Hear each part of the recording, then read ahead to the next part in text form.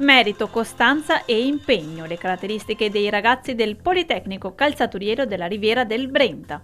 La cerimonia di consegna dei diplomi si è svolta a Villa Sagredo, a Vigo Novo, nel Veneziano, e ha visto la partecipazione di autorità, imprenditori locali, rappresentanti del mondo delle industrie e delle famiglie degli allievi.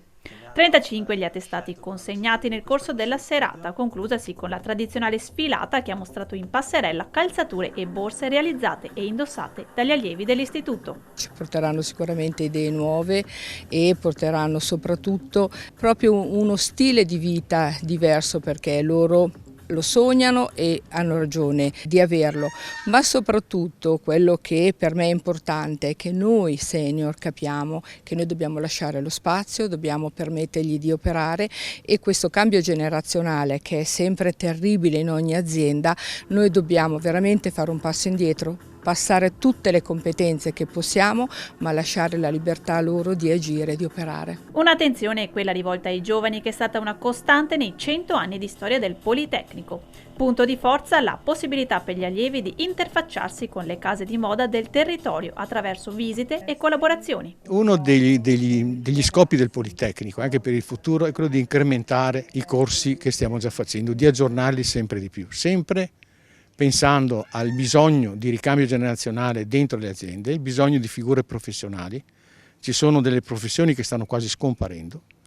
Con il Politecnico ci promettiamo, ci impegniamo a dare una mano alle aziende creando queste nuove figure. Durante il mio primo consiglio di amministrazione ho messo sul tavolo delle idee più che dei pensieri, delle idee. La prima è quella di coinvolgere i giovani.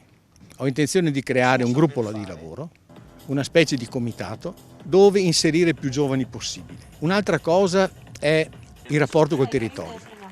Ho intenzione di intensificare il rapporto, per esempio, con i sindaci, vedere se siamo in grado di connettere i loro bisogni con le nostre opportunità, creare dei percorsi ad hoc per degli non occupati, che possono essere utili alle nostre aziende, visto e considerato che purtroppo personale da preparare e da inserire dentro le aziende è sempre più raro.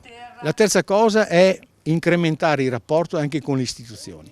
Dobbiamo insistere sul far capire alle istituzioni cosa è il Politecnico, cosa rappresenta il Politecnico, cosa può, come posso dire, che potenzialità ha il Politecnico, perché oltretutto noi facciamo sì un'azione di formazione, ma facciamo anche un'azione sociale, perché portare dentro il Politecnico tanti giovani e formarli non è cosa da poco, sicché credo sia doveroso da parte nostra incrementare questo tipo di rapporto.